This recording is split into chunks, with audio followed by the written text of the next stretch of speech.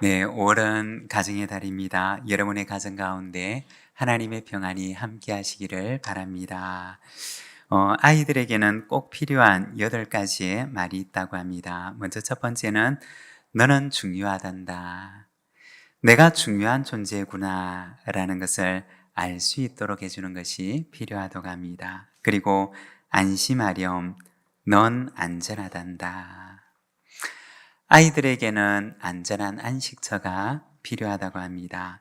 내가 있는 곳이 안전한 곳이구나 라고 하는 안정감을 느낄 수 있도록 해주어야 하는 것입니다. 그리고 세 번째는 너의 모든 것을 받아줄 수 있단다. 내가 받아들여지고 있다는 수용감을 아이들에게 주어야 한다는 것입니다. 그리고 너를 사랑한단다. 아이들에게는 내가 사랑받고 있다고 하는 감정이 필요하다는 것입니다. 그리고 다섯 번째는 너도 사랑을 배워야 한단다. 내가 사랑을 받을 뿐만 아니라 아이들도 사랑을 배울 수 있도록 해주어야 한다는 것입니다. 그리고 넌 참 훌륭한 아이로구나. 아이들에게는 칭찬이 필요하다는 것입니다. 일곱 번째는 올바로 자라나렴. 또 아이들에게 필요한 것은 훈육이라는 것입니다. 그리고 마지막 여덟 번째, 너에게 하나님이 필요하단다. 우리 아이들이 내가 하나님이 필요한 존재라는 것을 알 수 있도록 해주는 것, 그것이 바로 우리 아이들에게 꼭 필요한 말이라는 것입니다. 여러분, 우리의 가정이 자녀들에게 안정감을 제공해주는 안식처가 되고, 그리고 사랑과 칭찬과 훈육이 있으며 우리가 하나님이 필요한 존재임을 알게 하는 믿음의 유산이 이어지는 우리의 가정들이 되기를 소망합니다. 오늘은 출애굽기 2장 말씀을 통해서 갈대상자라는 제목으로 말씀을 함께 나누고자 합니다. 오늘 우리가 읽은 말씀에 보면 야곱의 가족들이 애굽에 들어간 이후에 많은 세월이 흐릅니다. 400년이라고 하는 세월이 흐르게 됩니다. 그동안 이곳에서도 많은 변화가 있었습니다. 먼저 야곱의 가족들이 수적으로 엄청나게 늘어납니다. 들어갈 때만 해도 70여 명이었는데 400년이 지난 지금에는 그때와는 비교할 수 없을 정도로 그 후손들이 번성하게 됩니다. 그리고 주변 환경들도 많이 바뀌었습니다. 야곱의 가족들이 애굽에 처음 들어갈 때는 그의 가족들에 대해서 대단히 호의적이었습니다. 그런데 세월이 지나고 요셉도 잊혀지고 애굽의 왕조도 바뀌게 됩니다. 전에는 야곱과 같은 셈족 사람들에 의해서 세워진 왕조가 애굽을 다스리고 있었지만 400년이 지난 지금에는 왕조가 바뀌어서 이제는 반셈족 정서를 지닌 이들이 정권을 잡게 됩니다. 그러니까 셈족에 대한 반감을 가진 왕조가 들어섰던 것입니다. 그리고 이들은 이스라엘 백성들을 국고성을 건축하는 일과 같은 토목공사에 동원을 합니다. 그리고 혹시나 경쟁하는 국가들, 그러니까 셈족이 세운 국가와 전쟁이 일어나게 되면 이들이 그들과 합류하게 될 것에 대한 우려를 가지게 되었습니다. 그래서 그들은 이스라엘 백성들의 번성을 막아야 되겠다라고 생각을 했던 것입니다. 그래서 이스라엘 민족의 산하를 제한하게 됩니다. 나중에는 이것을 강제로 제한하는데 신생아들이 태어날 경우에 남자 아기가 태어나면 유기하거나 사산하도록 명령을 내립니다. 얼마나 끔찍한 일이 일어나고 있었는지 모릅니다. 이런 배경 속에서 모세가 태어나게 되는데 오늘 본문에서는 이 아이를 지키기 위해서 갈대 상자를 만들어서 나일강에 띄우는 부모의 모습을 보여줍니다. 오늘은 갈대 상자에 아이를 담아서 띄워보내는 부모의 마음을 생각하면서 갈대 상자의 의미에 대해서 우리가 잠시 함께 말씀을 묵상하고자 합니다. 모세의 부모가 띄웠던 그 갈대 상자는 어떤 갈대 상자였을까요? 먼저 첫 번째는 믿음의 갈대 상자였습니다. 1절에서 3절의 말씀을 자막을 보면서 같이 한번 봉독하겠습니다. 함께 읽겠습니다. 레위 가족 중 한 사람이 가서 레위 여자에게 장가들어 그 여자가 임신하여 아들을 낳으니 그가 잘생긴 것을 보고 3달 동안 그를 숨겼으나 더 숨길 수 없게 되매 그를 위하여 갈대 상자를 가져다가 역청과 나무진을 칠하고 아기를 거기 담아 나일 강가 갈대 사이에 두고. 여기에 보면 한 레위인의 가정에 아이가 태어나게 됩니다. 비록 바로 왕의 명령이 있었지만 이 가정은 3달 동안 아이를 몰래 키우게 됩니다. 3절에 보면 그가 잘생긴 것을 보고 라고 이야기를 합니다. 이 잘생겼다라고 하는 말은 원어 성경에 보면 히브리어로 토브라는 단어를 사용합니다. 이 단어의 뜻은 좋다라는 뜻입니다. 이 단어가 어디에 나오느냐? 창세기 1장에 보면 하나님께서 세상을 만드시고 나서 말씀하시는데 보시기에 좋았더라고 하십니다. 바로 이 좋았더라고 하는 말이 오늘 본문에 나와 있는 토브라고 하는 단어입니다. 이 잘생겼다라고 하는 말 속에는 아이의 외모만을 말하는 것이 아니라 그 이상의 의미가 담겨 있는데 바로 하나님께서 지으신 세상을 바라보시고 하나님의 마음 속에 있었던 그 마음이 담겨 있는 것입니다. 아이를 바라보는 그 부모의 마음 속에 바로 창세기 1장에 나와 있는 그 하나님의 마음이 담겼던 것입니다. 아이의 이목구비의 수려함을 넘어서 하나님께서 보내신 이 아이를 보는 부모의 마음 속에 지극한 만족감, 기쁨, 감사가 바로 이 말 속에 담겨 있었던 것입니다. 그래서 그들은 이 아이를 3달 동안 숨기게 됩니다. 애굽 왕의 그 무서운 명령에도 불구하고 그들은 이 아이를 기르기로 작정했던 것입니다. 이러한 부모의 행동을 가리켜서 히브리서 11장 3절에서는 이렇게 말씀합니다.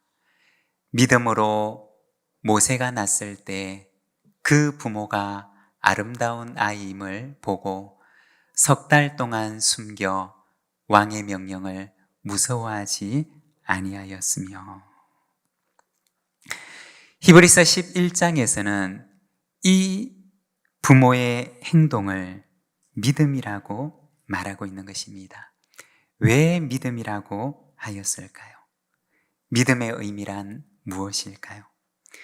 부모의 행동이 믿음이었다고 하는 말은 무엇을 말하는 것일까요? 그것은 바로 왕의 명령보다 하나님의 명령을 따르기로 선택했던 것입니다. 세상의 소리보다 하나님의 음성을 듣기로 선택했던 것입니다. 그의 몸은 바로가 통치하는 세상 속에서 살아가지만 그러나 그들의 마음은 바로의 명령이 아닌 하나님의 말씀을 따라 살아가기로 선택했던 것입니다. 이것이 바로 그의 부모가 택하였던 믿음이었던 것입니다. 갈대 상자에 넣어서 아이를 지키는 부모의 행동은 바로의 명령을 거슬러서 하나님을 따라 살아가기로 선택했던 그들의 믿음의 결단이었던 것입니다. 그리고 이로 인해서 설사 불이익이 찾아온다 하더라도 그것을 감내하기로 마음을 정하게 됩니다. 여러분, 이제 막 태어난 아기 모세를 바라보십시오. 그리고 그 아기 모세를 바라보는 하나님의 시선과 마음을 우리의 마음속에 그려보십시오. 하나님의 마음속에는 어떤 마음이 담겨 있었을까요? 그 옛날 세상을 창조하실 때, 세상을 창조하시고 나서 느끼셨던 그 마음이 태어난 어린 아기를 보는 하나님의 마음 속에 동일하게 있으셨던 것입니다. 보시기에 좋았더라고 하는 그 첫날의 마음이 어린 아기를 보는 하나님의 마음 속에도 역시 동일하게 보시기에 좋았더라고 하는 말씀이 있으셨던 것입니다. 이런 하나님의 시선과 마음을 외면하고 그 부모가 어떻게 그 아이를 나일강에 던져버릴 수가 있었을까요? 여러분, 믿음이란 무엇일까요? 믿음이란 하나님의 시선으로 세상을 바라보는 것입니다. 하나님의 마음으로 세상을 바라보는 것입니다. 세상의 시선으로 보는 것이 아니라 하나님의 시선으로 바라보는 것입니다. 여러분, 우리의 자녀들을, 우리의 가족들을, 우리의 이웃들을, 그리고 우리의 삶의 현장을 하나님의 시선으로 바라보시기를 바랍니다. 그리고 하나님의 마음을 품고 내게 주어진 이 삶의 현장 속에서 살아가시기를 바랍니다. 그리고 불이익이 있더라도 하나님의 시선으로 살아가는 것, 그것이 바로 믿음인 것입니다.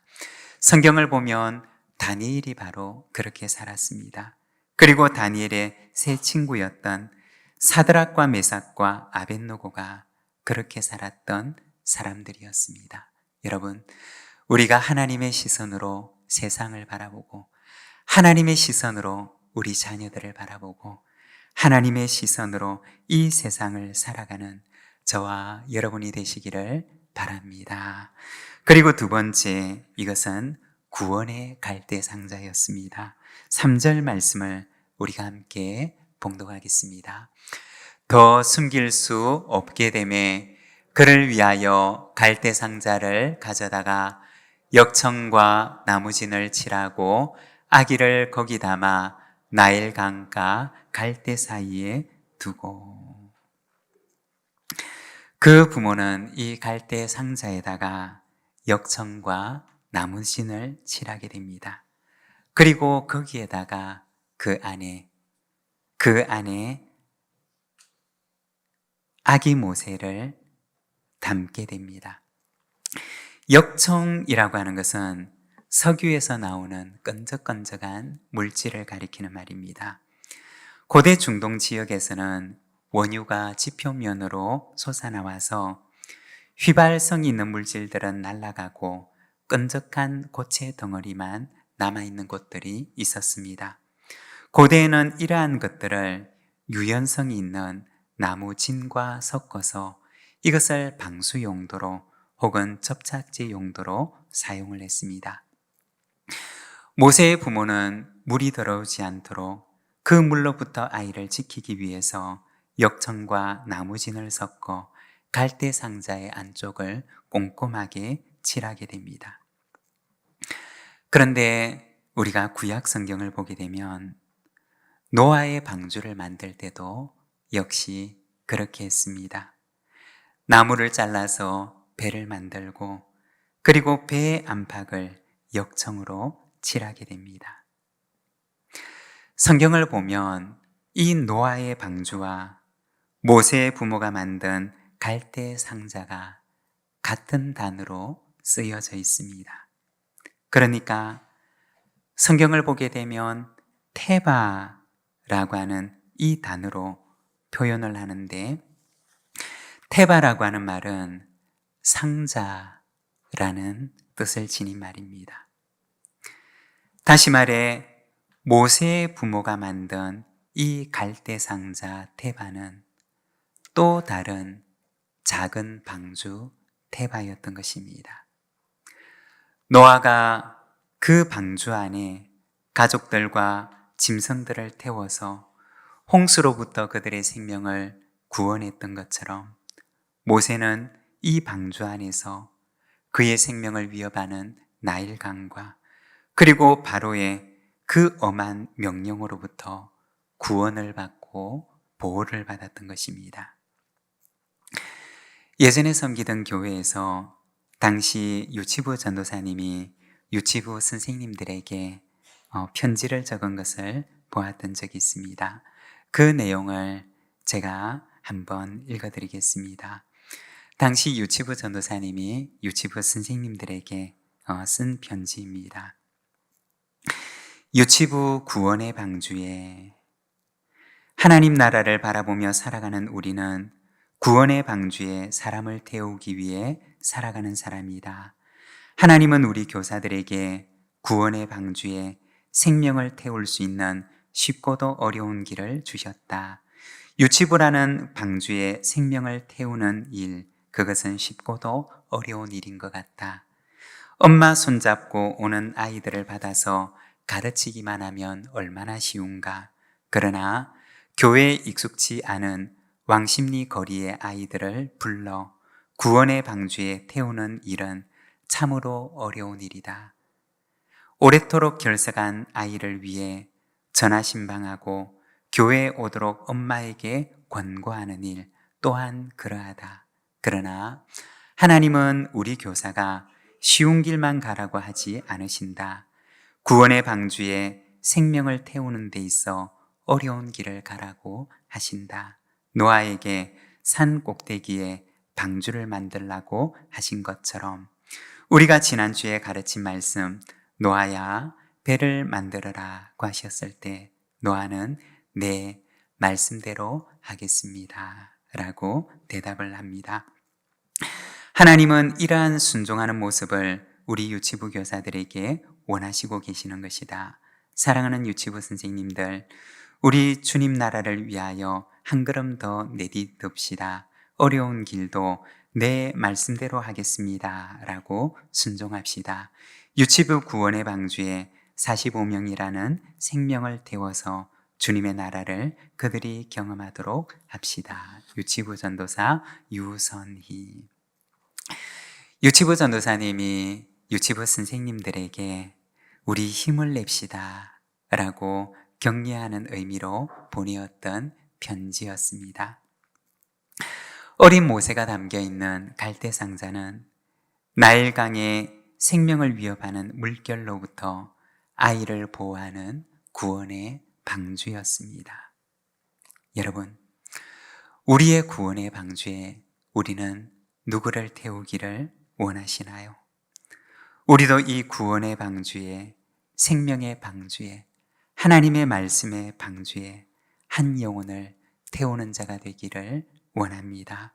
내 가족, 내 이웃, 주님께서 사랑하시는 한 영혼, 그리고 주님을 알지 못하는 그러나 주님이 필요한 그 한 영혼을 우리의 기도의 방주에 담아 그를 위하여 기도합시다. 주님께서 이 한 영혼을 구원해 주시도록 그를 위하여 기도합시다. 우리 자녀들을 위해, 우리의 가족을 위해, 그리고 믿지 않는 우리의 이웃을 위해 그 한 생명이 주님의 말씀 위에 구원을 받을 수 있도록 우리가 그들을 우리의 기도의 방주에 담아 그들을 위하여 기도합시다. 하나님의 구원의 역사가 그 가운데도 일어나게 될 줄로 믿습니다. 그리고 세 번째, 이것은 은혜의 갈대상자입니다. 5절과 6절의 말씀을 우리가 함께 봉독하겠습니다. 바로의 딸이 목욕하러 나일강으로 내려오고 시녀들은 나일 강가를 거닐 때 그가 갈대 사이에 상자를 보고 시녀를 보내어 가져다가 열고 그 아기를 보니 아기가 우는지라 그가 그를 불쌍히 여겨 이르되 이는 히브리 사람의 아기로다. 나일강에 띄워놓은 그 갈대 상자 속의 아이를 하나님께서는 바로의 딸에게로 인도하십니다. 노아의 방주에도 갈대 상자에도 없는 것이 한 가지가 있었습니다. 무엇일까요? 스스로 방향을 잡아갈 수 있는 노가 그곳에는 없었습니다. 노아의 방주도 노가 없이 홍수가 끝낼 때까지 지내야만 했습니다. 그러나 그 방주를 지키시고 그 방주를 인도하는 분이 계셨습니다. 누구실까요? 바로 하나님이셨습니다. 하나님께서 그 방주에 노가 되어주시고 그 방주에 나침반이 되어주셔서 그 방주가 가야 할 길을 인도하셨던 것입니다. 나일강 위에 떠있는 이 갈대 상자도 역시 스스로 그 향방을 전할 수가 없습니다. 그러나 하나님께서는 이 갈대 상자 속에 담긴 아이의 운명을 하나님께서 인도하십니다. 여러분, 우리의 인생의 배는 누가 인도하실까요? 내가 노를 저어서 내 인생의 배를 이끌어가는 것 같지만, 그러나 사실 우리의 인생의 배를 인도하시는 분도 하나님이시라는 것입니다. 하나님의 은혜가 우리의 인생의 배에 노가 되어서 우리를 인도하신다는 것입니다. 때로는 내 뜻대로 되는 일이 없는 것처럼 보일지라도 하나님의 은혜는 우리의 인생의 배를 인도하십니다. 그리고 내가 저어서 가는 길보다 하나님께서는 훨씬 더 좋은 곳으로 우리를 인도하십니다. 이 갈대상자는 어떤 갈대상자일까요? 하나님의 은혜의 갈대상자입니다. 하나님의 은혜가 인도하는 갈대상자인 것입니다. 여러분, 은혜라고 하는 것은 그것이 좋은 것이라는 의미입니다. 그리고 값없이 받았다는 의미입니다. 또한 받을 자격이 없는 자에게 주어졌다는 것입니다. 여러분, 우리를 돌아보면 우리는 은혜를 받을 자격이 있기 때문에 하나님의 은혜를 받은 것일까요? 하나님께서는 자격 없는 자이지만 우리에게 너무나 귀한 선물 같은 은혜를 주십니다. 하나님의 그 은혜 속에 오늘도 믿음으로 우리 앞에 놓여져 있는 이 강위를 믿음으로 살아가는 저와 여러분의 삶이 되시기를 바랍니다. 나일강 위에 떠있는 그 갈대상자는 믿음의 갈대상자였습니다. 그리고 구원의 갈대상자였습니다. 그리고 은혜의 갈대상자였습니다. 우리 시간 함께 기도하기를 원합니다. 우리 함께 기도할 때 주님, 이 험한 세상 속에서 세상의 시선으로 이 세상을 바라보는 것이 아니라 하나님의 시선으로 나를 바라보고 내 자녀를 바라보고 우리의 가정을 바라보고 내 삶의 현장을 바라보게 하여 주시옵소서. 그리고 하나님의 시선으로 이 세상을 살아가게 하여 주시옵소서. 주님께서 사랑하시는 한 영혼을 나도 사랑하며 나의 기도의 갈대상자 속에 그를 담아 그를 위하여 기도하게 하소서. 내 자녀를 위해 기도하게 하시고 나의 부모를 위해 기도하게 하시고 믿지 않는 내 형제 자매를 위해서 기도하게 하소서. 나를 여기까지 인도하신 하나님 감사합니다. 자격 없는 자에게 베푸신 하나님의 은혜로 우리의 삶을 인도하여 주옵소서. 우리 시간 오늘 우리에게 주신 말씀을 붙들고 함께 결단의 기도로서 하나님 앞에 나아가겠습니다. 함께 기도하겠습니다.